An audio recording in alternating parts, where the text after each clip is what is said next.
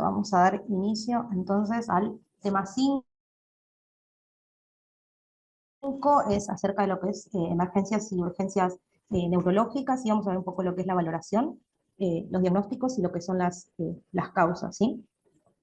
Bueno, como para iniciar el tema, vamos a hablar de la valoración neurológica, ¿sí? Que es un proceso bastante complejo, ¿sí? Ordenado, y que está basado en lo que es la recogida de datos, ¿sí? Sobre el funcionamiento de lo que es el sistema neurológico, ¿sí? Enfermería lo realiza todo el tiempo, y es muy importante que lo sepamos hacer. Lo vamos a ir viendo paso a paso como para hacer una valoración completa. Eh, Ahí vemos en la imagen más o menos como un nombrecito, ¿no? Que está con una lupa adentro del cerebro. Y básicamente es eso lo que hacemos con la valoración neurológica, ¿sí? Nos va a dar información de qué es lo que está pasando o qué es lo que le puede llegar a estar pasando al paciente, digamos, a nivel neurológico. Así a modo de introducción, podemos decir entonces que la valoración neurológica sí es útil. ¿Para qué? Para detectar alteraciones neurológicas, ¿sí? Podemos también detectar mejoras, ¿sí? O la aparición de un nuevo déficit neurológico, ¿sí? Nos va a brindar información, es así, sobre la localización de lo que es la lesión, ¿sí? A través de un examen motor o sensitivo, nosotros vamos a poder, digamos, orientarnos acerca en qué lado, digamos, de la lesión, digamos, va a estar afectando el cerebro, ¿sí? Vamos a través de la exploración, ¿sí? La exploración debe ser enfocada, debe ser completa y frecuente. Y vamos a tener que tener en cuenta las pautas de alarma, ¿sí? Para dar aviso al médico, ¿sí? Actuar a tiempo, esto es en conjunto, ¿sí? Prevenir lo que son las complicaciones, futuras secuelas severas y o en el peor de los casos lo que es la muerte del paciente, ¿sí? Los contenidos, digamos, todo lo que incluye lo que es la valoración neurológica, es el estado de conciencia, las pupilas, ¿sí? La valoración de las pupilas, lo que es la valoración del lenguaje, los pares craneales y el examen motor y sensitivo, ¿sí? Tenemos que tener en cuenta que en lo que es la urgencia y la emergencia, es decir, la central de emergencias de cualquier hospital, ¿sí? O centro de salud,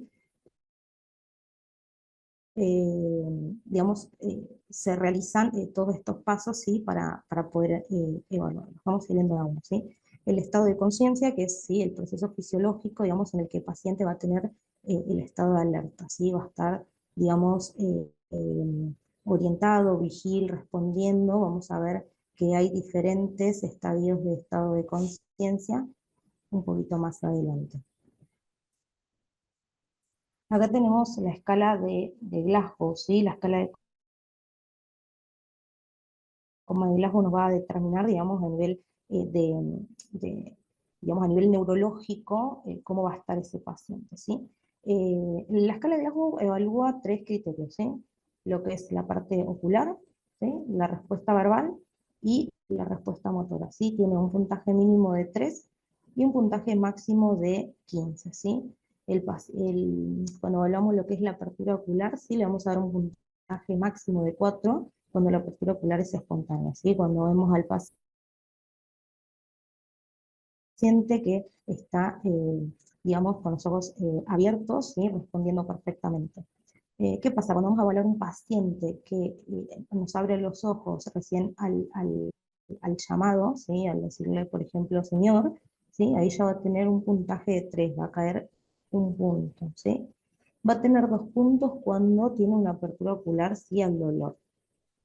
Y un punto cuando no tiene apertura ocular, ¿sí? Lo que es la parte de la respuesta verbal, ¿sí? Va a tener un puntaje máximo de 5, el paciente va a estar orientado, ¿sí? En tiempo, espacio y persona, y va a estar conversando, va a tener un puntaje de 4 cuando está desorientado y hablando, ¿sí? El paciente le preguntas en dónde estamos y te dice, sí, estoy en mi casa, o sea, va a estar hablando, pero va a estar desorientado, ¿sí? Puede ser en tiempo, espacio, persona. Va a tener un puntaje de 3 cuando diga palabras que no son apropiadas, ¿sí? Nosotros le hacemos eh,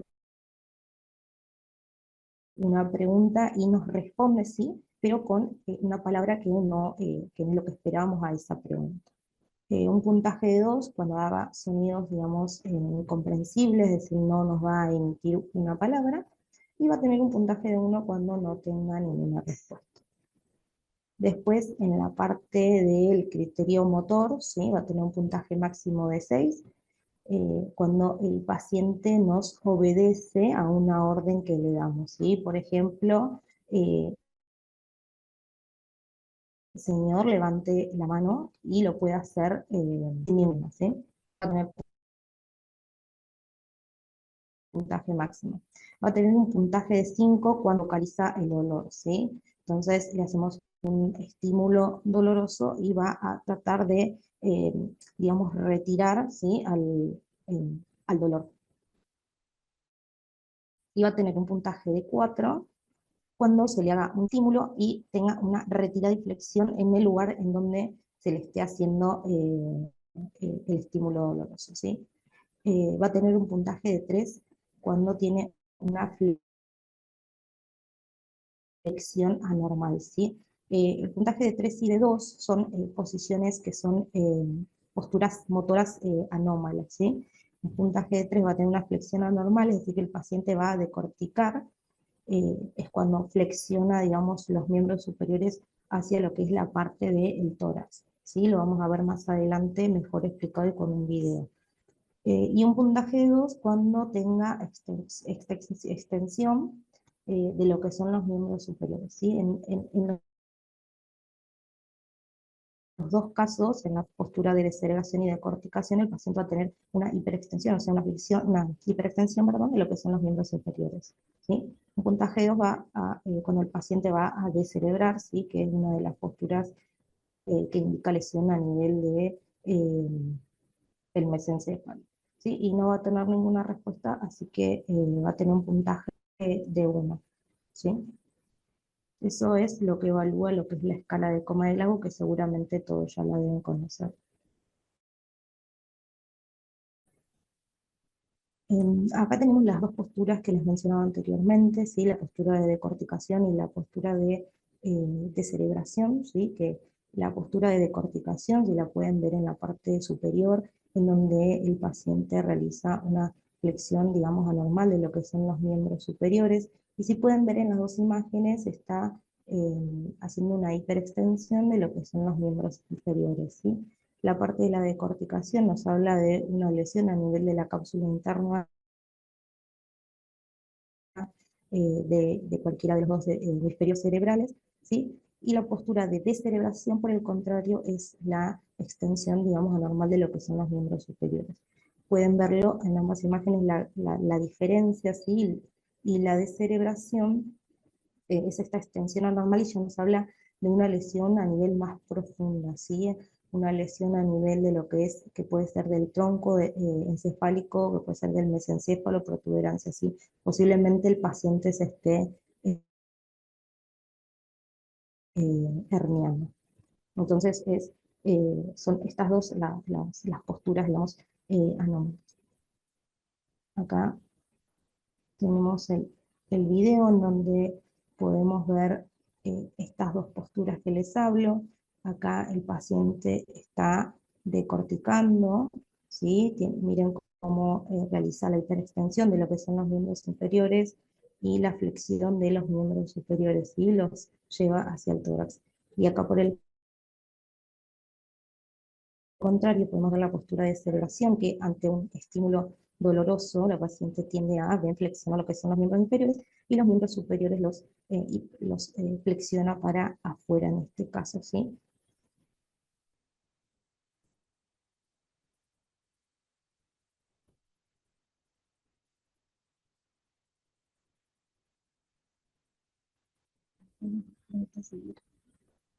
Ahí está.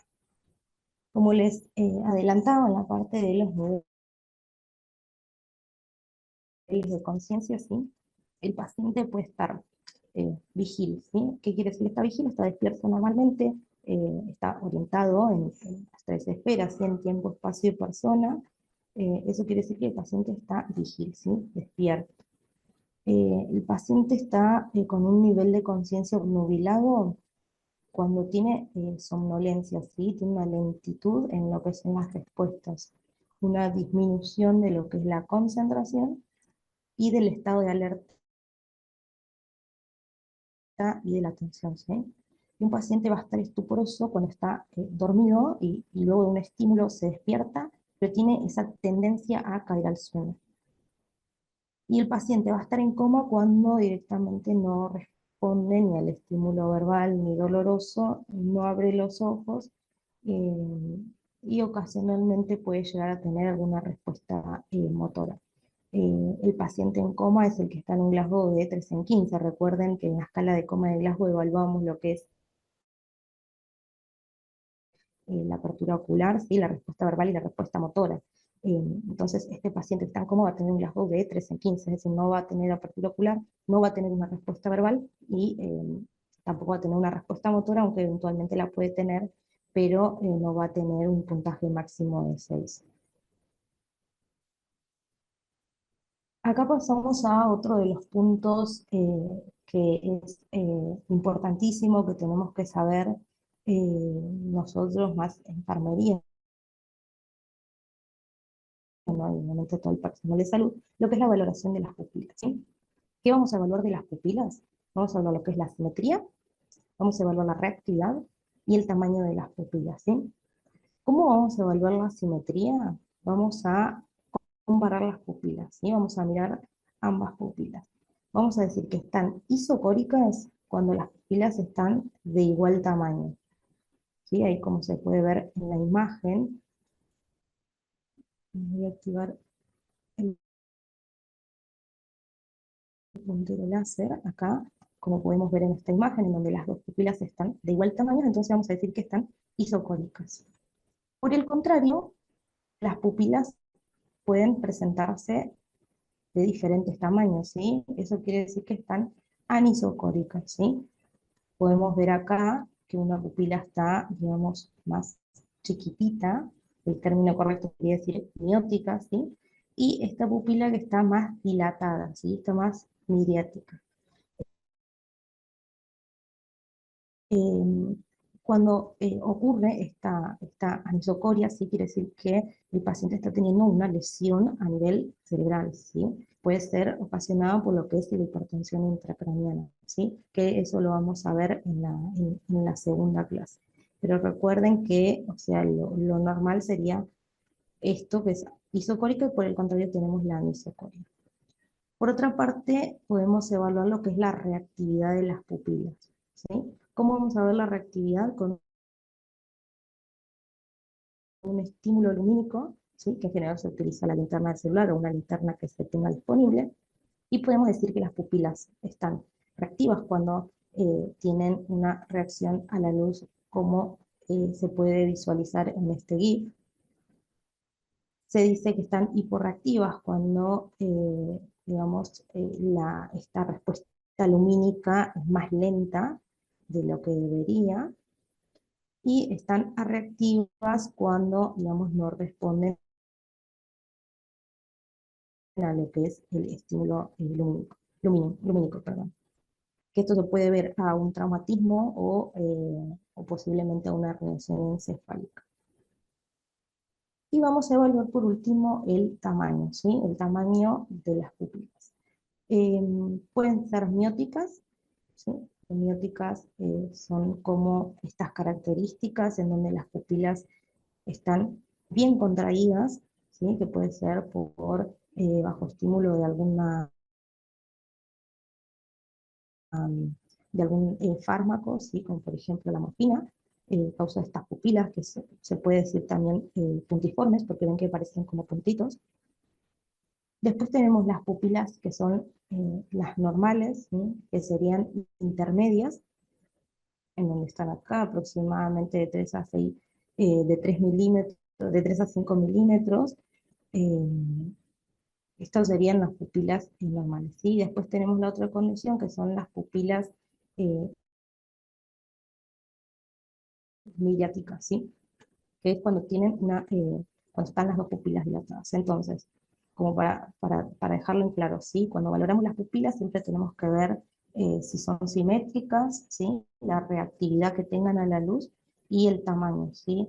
Eh, Hay condiciones especiales en las que al valorar las pupilas nos podemos encontrar con estas dos condiciones, ¿sí? Con la discoria, que se puede ver en estas imágenes, ¿sí? Que es la deformidad de la pupila, puede ser un trauma, ¿sí? Un trauma que puede ser un trauma penetrante, un trauma directo en el ojo, ¿sí? Se ve de esta condición, de este tipo, ¿sí? Y después la leucocoria, que es la pupila blanca, sí, que en general se ve en lo que es la ceguera o las cataratas. Bien, ahora pasamos a lo que es el examen motor y sensitivo, ¿sí? Tenemos que tener en cuenta estos tres conceptos y saberlos, porque seguramente lo habrán escuchado o los leemos en las evoluciones médicas. Entonces, para saber de qué se trata, ¿sí? Lo que es la paresia, que es la debilidad o la disminución de lo que es la fuerza muscular, ¿sí? Que dificulta lo que es el movimiento.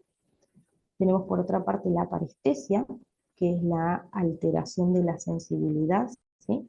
Que puede sentir normal en la piel, ¿sí? Como hormigueo, entumecimiento o picazón. Y por otra parte, por el contrario, tenemos la plejía, ¿sí? La plejía es un sinónimo de parálisis, ¿sí? O la pérdida total de lo que es la función motora en una parte del cuerpo. Acá en este cuadrito lo podemos ver a modo de ejemplo, lo que es la parte bien distinguida, la parte motora y la parte sensitiva, ¿sí? Por ejemplo, cuando hablamos de una paresia facial y braquial, hablamos de una disminución de una debilidad muscular en lo que es la cara y el brazo, ¿sí? Braquial y brazo. Por el contrario, tenemos acá plejía, ¿sí? Plejía facial y braquial. Entonces, eh, ¿de qué hablamos cuando hablamos de plejía? Bueno, de parálisis, ¿sí? Quiere decir que acá tiene una parálisis en lo que es la cara, ¿sí? Y el brazo. Después tenemos, por otra parte, siguiendo con lo motor, ¿sí? Por ejemplo, cuando hablamos de una paresia brachiocrural, ¿sí? Hablamos de una disminución una debilidad muscular a nivel del brazo y la pierna, ¿sí? Crural y pierna. Estos términos los vamos a escuchar seguramente muy a menudo, ¿sí? Y lo que es una plejía brachiocrural, estamos hablando de una parálisis de brazo, brachio, recuerden, y crural, pierna, ¿sí? Siguiendo con lo motor, por ejemplo, una paraparesia, hablamos de cuando tiene una debilidad en ambos miembros inferiores, ¿sí? Y por el contrario, una paraplegia cuando tiene una parálisis en ambos miembros inferiores. De cuadriparesia hablamos cuando tiene una debilidad en los cuatro miembros, digamos, ambos miembros superiores y ambos miembros inferiores. Y de cuadriplejía cuando tiene una parálisis de miembros superiores e inferiores. Por otra parte, de acá del lado derecho del cuadro, podemos ver otros ejemplos, cuando un paciente tiene una parestesia facial y braquial, tiene una alteración de la sensibilidad, ¿sí? Recuerden, estesia es la parte sensitiva, ¿sí? Facial del rostro y braquial del brazo, ¿sí? Acá tenemos otra, en el segundo recuadro, que dice parestesia brachiocrural, ¿sí? Que nos está diciendo que tiene una alteración en la sensibilidad del brazo y la pierna. Y acá una paraparestesia, una alteración de la sensibilidad de ambos miembros inferiores. Y por último, la cuadriparesia, una alteración de la sensibilidad en miembros superiores y miembros inferiores. Esto es todo lo que tiene que ver con el examen motor y sensitivo. Otro de los criterios que se evalúan en la valoración neurológica, ¿sí? Es el lenguaje. ¿Sí? En el cerebro tenemos dos áreas que son eh, importantes, que participan en lo que es la ejecución del habla, en la ejecución y la comprensión, ¿sí? Estos son el área de Broca y el área de Wernicke, ¿sí? Por su parte, el área de Broca participa en lo que es la ejecución del lenguaje, ¿sí? Planifica lo que son todos los movimientos que son necesarios para hablar. Y el área de Wernicke, ¿sí? Participa en lo que es la comprensión del lenguaje, ¿sí? Decodifica las palabras para que las podamos entender, ¿sí? Entonces, ¿qué va a pasar si un paciente tiene un sangrado a nivel del área de Broca o el área de Wernicke, que se encuentra en lo que es el hemisferio izquierdo del cerebro? Van a tener seguramente una alteración en el habla o para comprender este lenguaje, ¿sí? Eso ocurre más que nada en los pacientes que sufren de ACV. En este contexto podemos mencionar lo que son las afasias, ¿sí? Tenemos afasias de comprensión y las afasias de expresión, ¿sí? La afasia de expresión, que es cuando la persona presenta un daño en el área de Broca, como les mencionaba anteriormente, y pueden entender el lenguaje, pero no pueden formar la palabra, ¿sí? Y por el contrario, la fase de expresión, ¿sí? Las personas van a tener, digamos, va a tener un daño en lo que es el área de Wernicke, ¿sí? Les va a costar, digamos, comprender lo que se le quiere decir. Y por el contrario, bueno, puede ser mixta, que puede ser de expresión y comprensión, ¿sí? Y después tenemos la dificultad para articular las palabras, ¿sí? Que es la disartria. Para la disartria se le pide al paciente que repita una frase, que en general se le pide que repita el zorro rojo escapa, y si no puede articular esas palabras, se dice que el paciente está con una disartria. En lo que es dentro de la valoración del lenguaje, ¿sí? ¿Qué es lo que se va a evaluar? Se evalúa la fluidez de cómo va a ir hablando el paciente, ¿sí?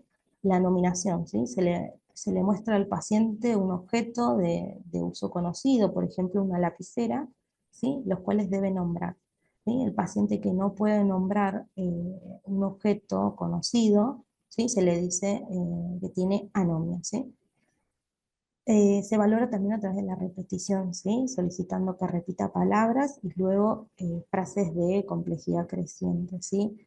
Por ejemplo, se le pide que diga la frase "hoy es un día soleado en Buenos Aires", para ver esta fluidez y si puede articular, digamos, las palabras, si lo puede comprender. No vamos a ver si tiene una fase de comprensión de expresión o una disartria. Y por último, la comprensión, que se va a evaluar dando órdenes verbales puras, no gestuales, ¿sí? Como por ejemplo sacar la lengua, cerrar los ojos, ¿sí? Y después de una complejidad, digamos, más creciente, órdenes, digamos, como que levante la mano, con la mano derecha toquese lo que es la oreja izquierda, ¿sí? Ahí vamos a evaluar si el paciente puede comprender lo que se le pide. Y por otra parte tenemos lo que son los pares craneales, que seguramente ya los deben conocer, que son 12, ¿sí? Eh, no voy a nombrar todos, solamente dos, que es el nervio motor ocular común y el nervio espacial, porque creo que son, digamos, los que más nos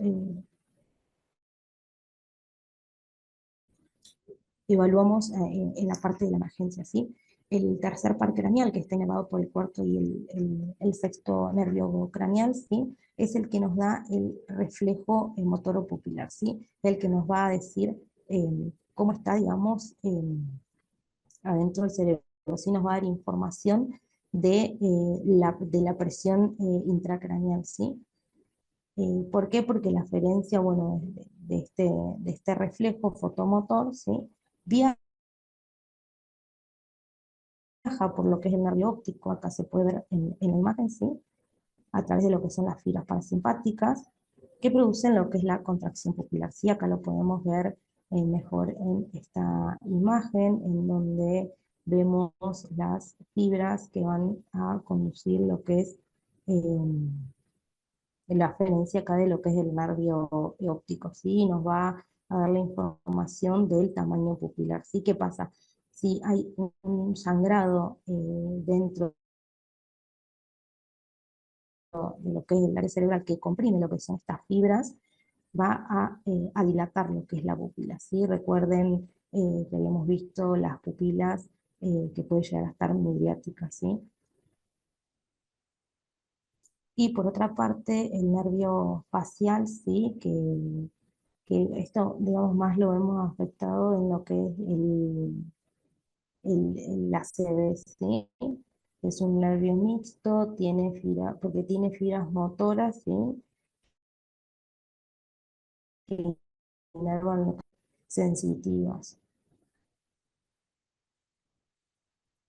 Ahora vamos a pasar a lo que son las emergencias, ¿sí? Neurológicas.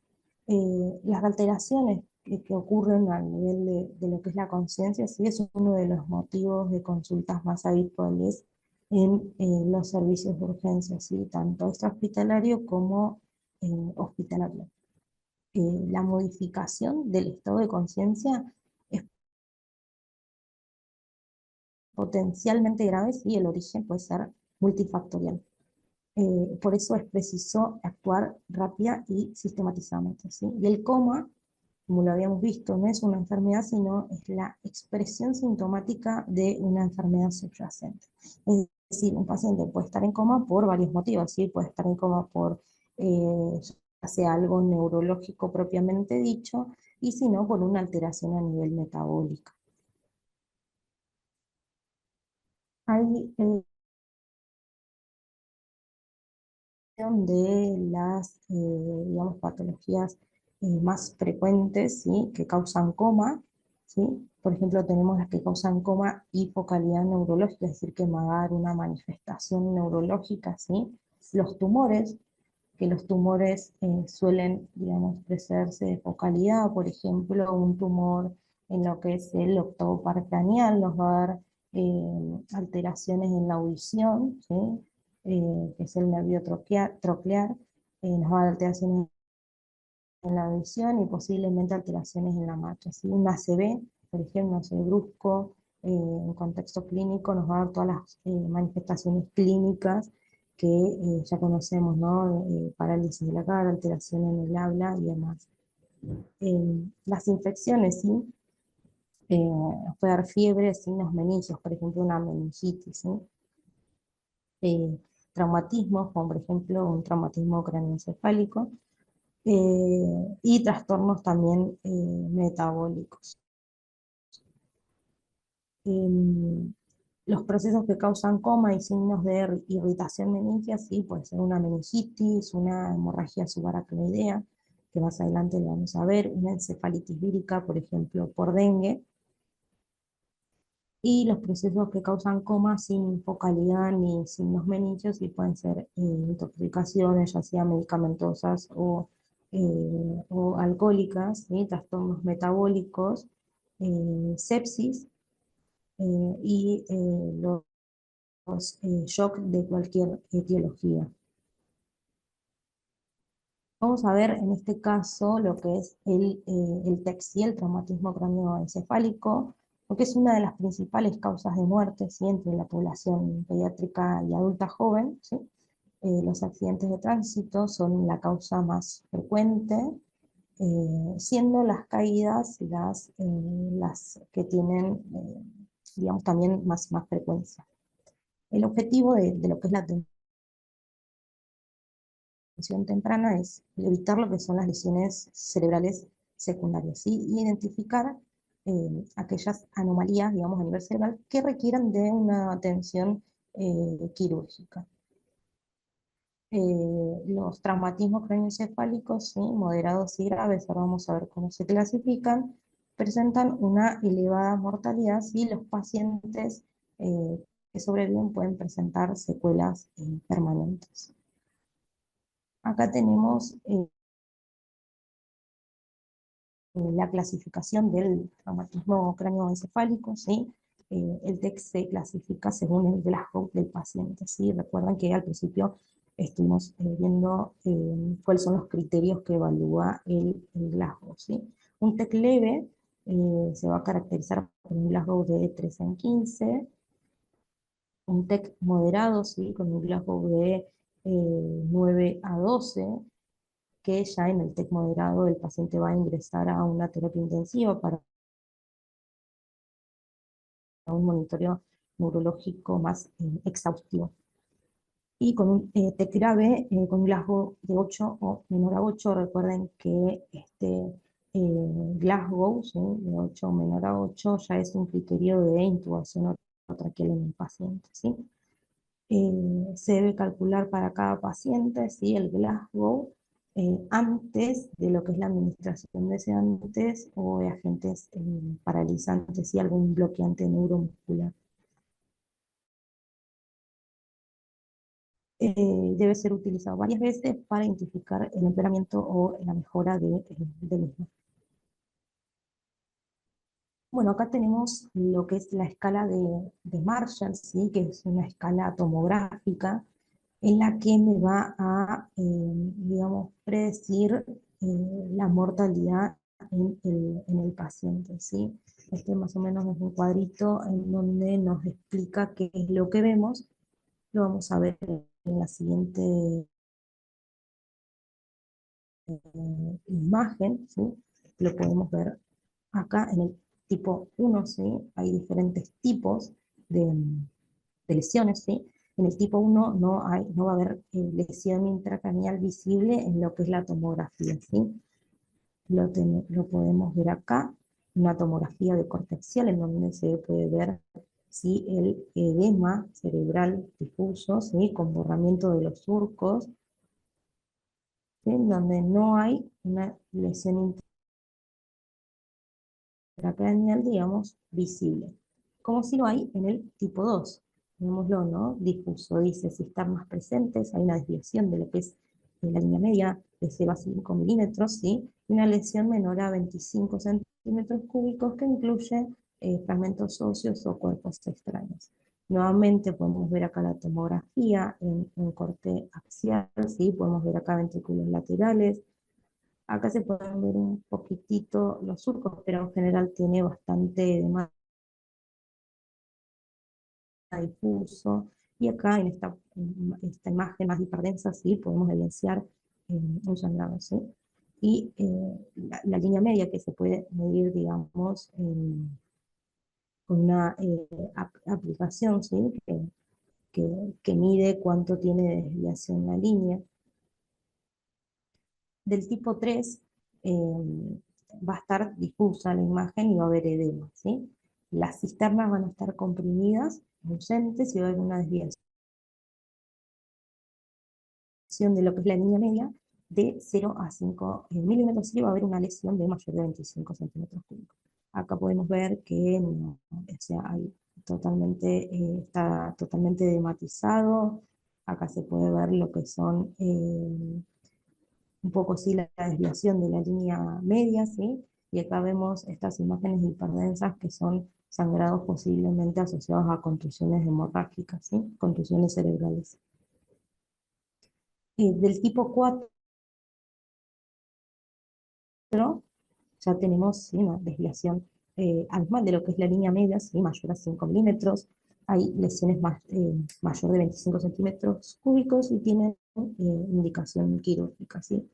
Acá claramente podemos ver, o sea, si hacemos una línea imaginaria en este caso, sí, que sería la línea media en donde divide lo que es el hemisferio izquierdo y derecho, vemos que está totalmente comprimida por el sangrado que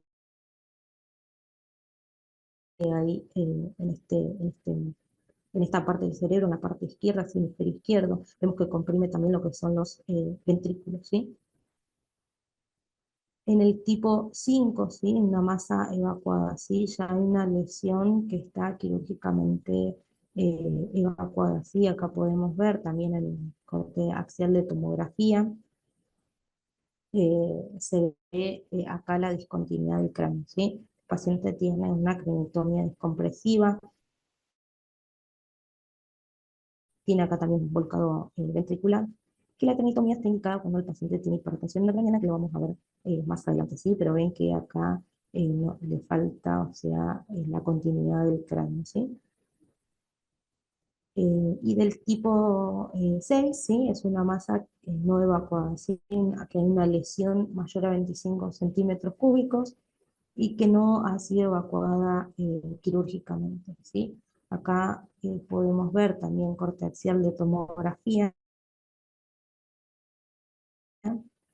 eh, este sangrado acá en forma de semiluna, hematoma, perdón, bueno, un hematoma subdural, ¿sí? En donde rápidamente comprime, ¿sí? Lo que es el hemisferio acá derecho del cerebro, ¿sí? Se puede ver también un poquito de volcado ventricular, ¿sí? Es una lesión, o sea, una masa que está ocupando espacio dentro del cerebro, ¿sí? Que no fue evacuada, ¿sí? Entonces, esta escala me va a permitir categorizar el tipo de lesión, ¿sí? Y detectar a pacientes de riesgo para desarrollar hipertensión intracraneal, ¿sí? Les podemos ser más específico cómo se da este proceso de hipertensión, ¿sí? Y son pacientes con necesidad de un manejo quirúrgico y que van a estimar, digamos, el pronóstico neurológico del paciente. Acá tenemos la mortalidad, ¿sí? Que la lesión difusa, la primera va a tener una mortalidad de 1,6%, ¿sí? Una patología que no va a estar visible. Una lesión difusa de grado 2 va a tener mayor mortalidad, un 13,5%, ¿sí? Una lesión difusa de grado 3 va a tener un 34% de mortalidad, y una lesión difusa de grado 4 va a tener un 56,2% de mortalidad, ¿sí? Una lesión de masa evacuada que nos estima lo que es la mortalidad porque se estima que ya recibió un tratamiento, digamos, un tratamiento quirúrgico, ¿sí? Esto todo con respecto de Marshall.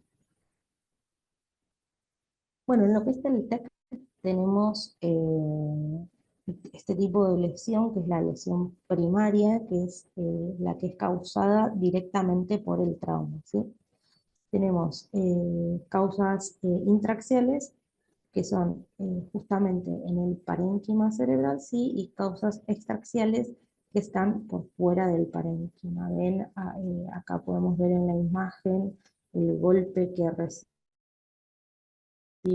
el cerebro, ¿no? O sea, el cráneo y el cerebro justamente por cizallamiento, ¿sí? De golpe y contragolpe en lo que es el traumatismo cráneoencefálico.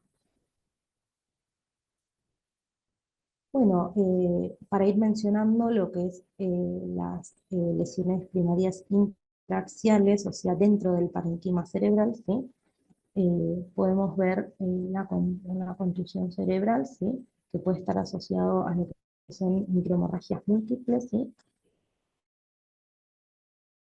Pequeños vasos sanguíneos con fugas en el tejido cerebral, ¿sí? Es la más frecuente tras un TEC, ¿sí? Como se ve acá en la imagen, por el golpe y contragolpe, ¿sí?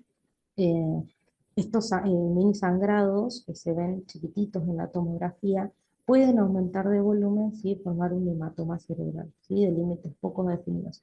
Por eso es muy importante, como les explicaba al principio, la valoración neurológica constante y frecuente de estos pacientes, ¿sí? Acá podemos ver las contusiones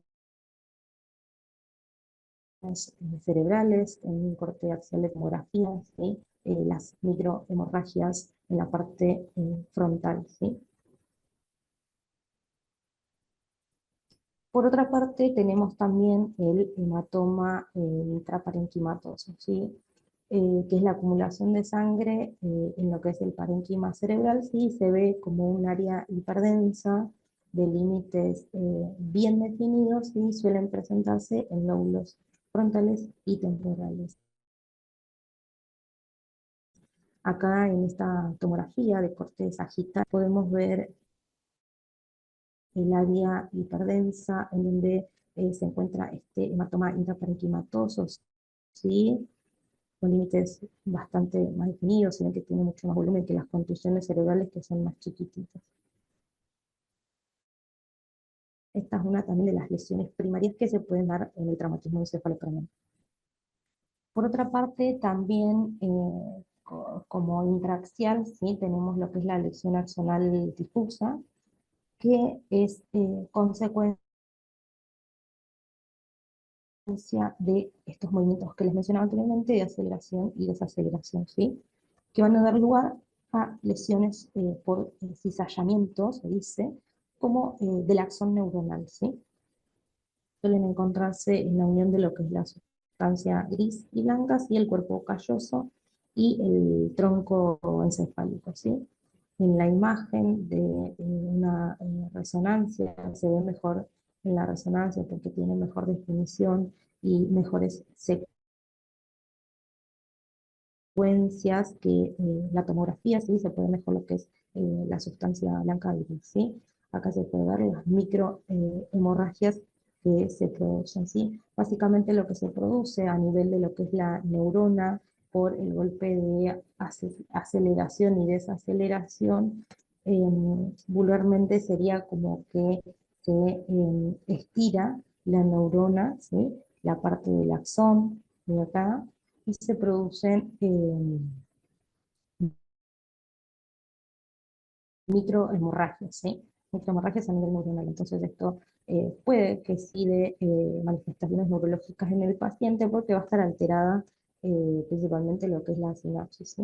Esta también es una de las consecuencias de las lesiones primarias de lo que es el traumatismo encefalocraneal, ¿sí? Después, como extraaxial, o sea, por fuera del parénquima, tenemos principalmente lo que es el hematoma epidural, ¿sí? El hematoma epidural es la rotura de una arteria meningia, ¿sí? Que se le asocia con fracturas de base de cráneo sobre las áreas parietal o temporal, ¿sí? De forma convexa, lo que es la tomografía computada, ¿sí? El paciente puede estar consciente, pero puede encontrarse también somnoliento, ¿sí? Y con cefalea severa. Podemos ver acá en la imagen lo que son las meninges a modo de repaso, ¿sí? Está la dura madre, la aracnoides y la pía madre, ¿sí? Acá tenemos una tomografía también de corte axial en donde podemos ver del lado del hemisferio derecho el hematoma epidural, ¿sí? Vulgarmente se dice que tiene forma de lenteja, ¿sí? Ven así la forma redondeada, y es un sangrado que es arterial, ¿sí? Este sangrado comprime rápidamente lo que es el hemisferio, y si pueden verlo, produce efecto de masa, comprime lo que son los ventrículos, deberían estar acá, los ventrículos laterales, y desvía lo que es la línea media, ¿sí? Lo que estábamos viendo en la escala tomográfica, ¿sí? Eh, por el efecto de masa que produce. Otro de las lesiones a nivel extraaxial, ¿sí? Es el de la rotura de lo que es las venas venosas, ¿sí? De la dura madre. Es mucho más frecuente este hematoma subdural que lo que es el epidural, ¿sí? Se localiza en regiones de contragolpe, ¿sí? Por este efecto que veíamos en la imagen del principio, ¿sí? Y se localiza en la zona parietal, ¿sí? De forma conga lo que es la mamografía completa, ¿sí? Tiene peor pronóstico que el hematoma epidural, el que vimos en la filmina anterior, ¿sí? Debido al efecto de masa que produce, ¿sí? Este sangrado vulgarmente se dice que es como un sangrado de como una semiluna, ¿sí? produce efecto de masa. Acá vemos el sangrado en esta parte del área hiperdensa, ¿sí? Del lado derecho de la tomografía, ¿sí? Hay borramiento de surcos y este sangrado acá comprime lo que son los ventrículos, ¿sí? Y desvía también lo que es la línea media, ¿sí? Ahí se puede ver perfectamente, ¿sí? Es un sangrado más venoso a comparación de lo que es el epidural, que es arterial. Y otra de las complicaciones por fuera del parénquima que puede dar un traumatismo encefalocraniano, sí, es la presencia de sangre en lo que es la asociación al volcado mático, sí, proveniente de un hematoma intraparenquimatoso, ¿sí? Eh, a modo de repaso, dentro del cerebro, sí, tenemos los ventrículos, que es por donde circula lo que es el líquido cefalorraquídeo, ¿sí? ¿Qué pasa cuando hay algún, digamos, un hematoma intraparenquimatoso, ¿sí? Al crecer de tamaño puede que esta sangre, digamos, se extravase, por así decirlo, a lo que son los ventrículos.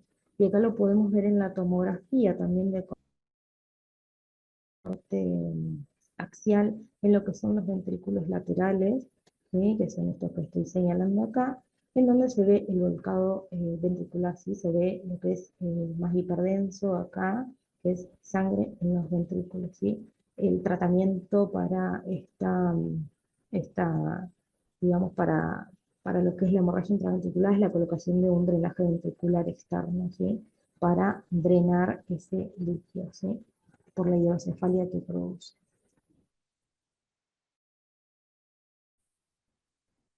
También tenemos como extraaxial, o sea, por fuera del parénquima, ¿sí?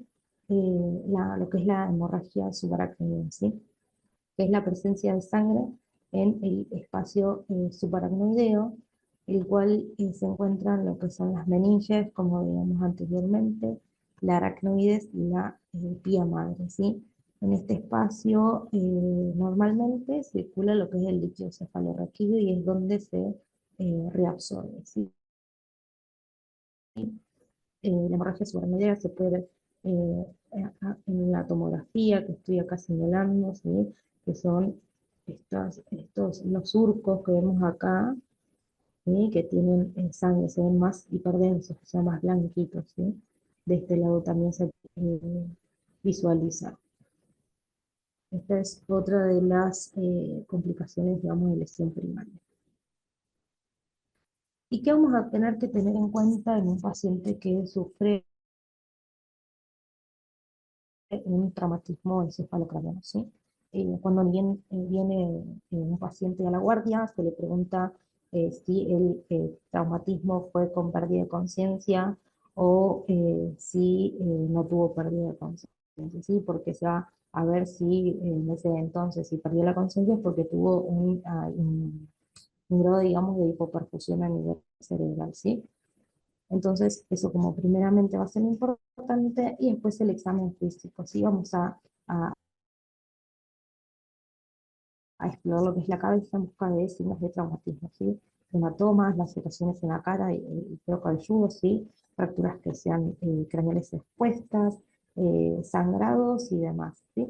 La presencia de hematomas sobre lo que es la apófisis mastoide, o más conocido como signo de Battle, que lo podemos ver en la imagen inferior derecha, eh, que podemos verlo acá, que es un sangrado a nivel de la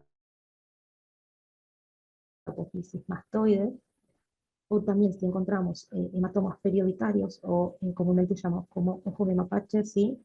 Estos dos son signos, ¿sí? De fractura de base de cráneo. Acá dos imágenes más, ¿sí? Los que son los ojos de mapache, que son los sangrados periovitarios, y el signo de Battle, el sangrado en lo que es la apófisis mastoide, ¿sí? ¿Qué es lo que también puede presentar el paciente? Lo Entonces, puede estar presente cuando el paciente presenta estos ojos de Mapache, ¿sí? ¿Qué es la rinorraquia? Bueno, es la pérdida de líquido cefalorraquídeo por la nariz, ¿sí? Puede que tenga pérdida de líquido. Y lo que es la rinorragia, por el contrario, es la sangre, ¿sí? Sangre por la nariz. Todos estos signos suponen fractura de base de cráneo, ¿sí? Y después tenemos por otra parte la otorraquia, ¿sí? Que es la pérdida de líquido cefalorraquídeo por lo que son los oídos, ¿sí? Y la otorragia, que es el sangrado de los oídos también. ¿Sí? Puede estar presente cuando el paciente presenta lo que es el signo de Batten, ¿sí? El sangrado en lo que es la apófisis mastódica.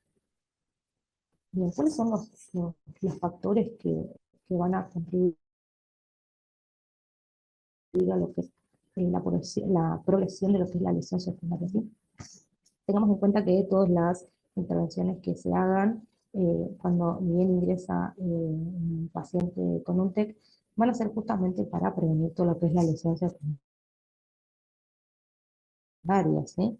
¿Y cuáles van a ser entonces los factores? Sí, factores a nivel sistémico y factores a nivel focal, ¿sí? Los factores a nivel sistémico tenemos, por ejemplo, la hipotensión arterial, ¿sí? ¿Qué va a pasar con la hipotensión arterial? Nos va a dar hipoperfusión a nivel cerebral, ¿sí? Y con un riesgo de isquemia, ¿sí? Entonces, tenemos que tener en cuenta lo que es la valoración de la presión arterial. Después tenemos la hiposemia como factor sistémico, ¿sí? Tengamos en cuenta que el cerebro consume bastante oxígeno, ¿sí? Por el consumo metabólico regional, digamos, y básicamente, digamos, necesita oxígeno y glucosa, ¿sí? Entonces, si falta oxígeno, puede haber hipoxia, ¿sí? Hipoxia del mismo. Por otra parte, tenemos la hiperglucemia, ¿sí? Esto va a tener que ver con la autorregulación cerebral, ¿sí? O sea, tanto la hipoglucemia como la hiperglucemia son los factores, digamos, determinantes en lo que es la autorregulación cerebral. Después tenemos por otra parte la hipertermia, ¿sí? La temperatura alta en un paciente neurológico es un factor de mal pronóstico, ¿sí? Porque va a aumentar lo que es la demanda metabólica y con la consecuente aumento del consumo metabólico regional, ¿sí? La hipercapnia también, porque va a producir vasodilatación a nivel cerebral, ¿sí? Con la consecuente extravasación de líquido a nivel cerebral y con la posible hipertensión endocrinal. Y las alteraciones del sodio, ¿sí? Tanto la hipernatremia como la hiponatremia también van a ser perjudiciales para, digamos, para una futura lesión secundaria. Entonces, se va a tener que evitar todas estas, digamos, estos puntos, ¿sí? Que son importantes. Y por otra parte tenemos lo que son los factores focales, ¿sí? La pérdida de la autorregulación cerebral, ¿sí? Cuando el cerebro, digamos, ya no puede, digamos, controlar lo que es toda la parte, digamos, de el consumo metabólico, eh, va a ser uno de los predisponentes para una lesión secundaria, ¿sí? El edema cerebral, porque va a aumentar la presión intracraneana dentro del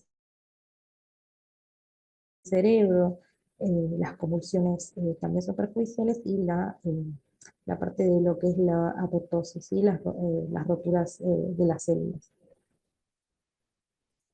Entonces, como veníamos diciendo, ¿sí? Todo lo que es la progresión del daño primario se va a, digamos, priorizar para evitar la lesión secundaria, ¿sí? La lesión secundaria que es todo lo que estuvimos viendo, ¿sí? El sangrado, el edema difuso, ¿sí? Y, digamos, detectar aquellas lesiones que se puedan realizar tempranamente para evitar una lesión secundaria, ¿sí? Y a modo de conclusión, sí, lo que se busca básicamente es evitar el daño secundario, la lesión secundaria, ¿sí? Para evitar, digamos, que eh, una lesión mayor en el cerebro, ¿sí? Algunos ejemplos, como los estoy mencionando, son la hipotensión, la hipoxia, ¿sí? Que disminuyen lo que es la entrega de oxígeno y glucosa al cerebro, lo que son la fiebre, las condiciones, ¿sí? Que pueden aumentar más lo que es la demanda metabólica y la hiperglucemia que puede exacerbar todo lo que es los mecanismos de lesión del mismo.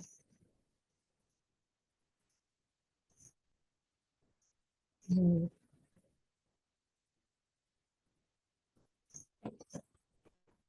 Sí, licenciada. Sí, Listo. Muchas gracias, licenciada, por este tema.